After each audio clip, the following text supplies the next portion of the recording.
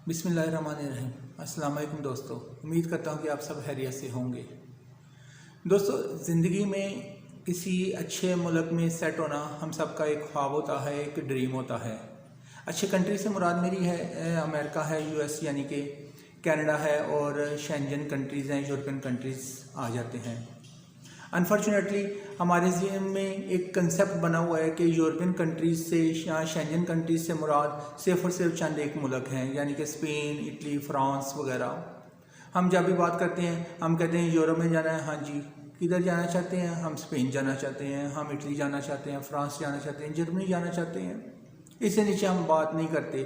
हमारे ज़हन में एक कंसेप्ट बना हुआ है कि ये सिर्फ और सिर्फ 4-5 मुल्क ही यूरोप में शामिल होते हैं, और हम डायरेक्ट इनको हिट करने की कोशिश करते हैं, डायरेक्ट अपने टारगेट पर पहुंचने की कोशिश करते हैं, ये जानते हुए भी कि हमारा जो प्रोफाइल है, हमारे डॉक्यूमेंट्स हैं, वो इतने स्ट्रॉन्ग नहीं है कि डायरेक्ट किसी भी बड़े मुल्क का, स्पेशली यूरोप के किसी बड़े मुल्क का वीज़ा हासिल कर सकें। फिर भी हम इनको अप्रोच करने की कोशिश करते हैं। स्पेन, इटली, फ्रांस की बात कर रहा हूँ। और उसका अल्टीमेटली नतीजा ये निकलता है कि हमारे जो पासपोर्ट होता है उसके ऊपर रिफ्यूज़ल की स्टैंप लग जाती है। इसके बाद फिर हम एजेंटों के पीछे भागने की कोशिश करते हैं कि आप हमसे 30 लाख ले लो, 40 लाख ले लो, जितने भी पैसे आप मांगना चाहते हैं मांग लो, हम देने को तैयार हैं, लेकिन हमें डन पे काम करवा दें। हम कंसल्टेंसी साइट पे नहीं जा रहे, हम दूसरी साइट पे नहीं जा रहे, क्योंकि उधर से तो काम ही नहीं होता। दोस्तों, ये बिल्कुल एक गलत कंसेप्ट है, एक रॉन्ग कंसेप्ट हमारे माइंड में बैठ चुका है। ठीक है, मानता हूँ कि बड़े जो मालिक होते हैं वो आपका सब कुछ चेक करते हैं, आपका प्रोफाइल स्ट्रांग होना चाहिए, आपके पास इंटरनेशनल ट्रैवल हिस्ट्री होनी चाहिए, उसके बाद ही आप उन कंट्रीज़ को अगर अप्रोच करते हैं तो वीज़ा लगने के चांसेस बहुत ज़्यादा हो जाते हैं। लेकिन आपको पता है कि जो यूरोपियन कंट्रीज़ हैं, जो शेंजन स्टेट्स हैं, उसमें 26 कंट्रीज़ पहले थे। अब एक और कंट्री भी शामिल हो गया हुआ है। इस यकम को उसने बाकायदा शामिल हो जाना है, उसका अनाउंसमेंट हो चुकी है। जी दोस्तों, मैं क्रोएशिया की बात कर रहा हूँ। अब ये 27 कंट्रीज़ का एक जोन बन गया है जिसको हम शेंजन स्टेट्स का नाम देते हैं।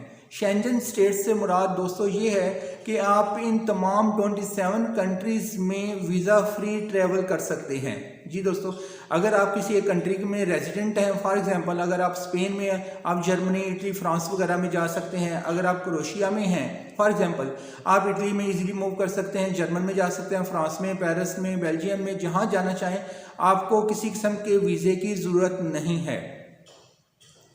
तो क्यों ना दोस्तों हम फिर ऐसे क्यों नहीं सोचते कि हम फ्रांस, इटली में अगर जाना चाहते हैं, वो बड़े ममालिक हैं, वो अगर हमें वीज़ा नहीं देते तो हम किसी छोटे मुल्क का वीज़ा ले लें जो कि शेंजन का ही हिस्सा हो। दोस्तों, क्रोएशिया के बारे में मैं आपको बताता चलूँ। क्रोएशिया एक टूरिस्ट कंट्री है। शेंजन स्टेट में ये 1 जनवरी 2023 से बाकायदा तौर पर शामिल हो जाएगा, शेंजन स्टेट का पार्ट बन जाएगा। अब दोस्तों, क्रोएशिया में जो लोग रहते हैं, जब वो शेंजन का पार्ट बन जाएगा, जब वो वीज़ा फ्री ट्रैवल कर सकेंगे, तो उधर के लोगों का भी ख्वाब है कि वो किसी अच्छे कंट्री में चले जाएं, जर्मन, स्पेन वगैरह में मूव करें, और अल्टीमेटली वो करेंगे भी।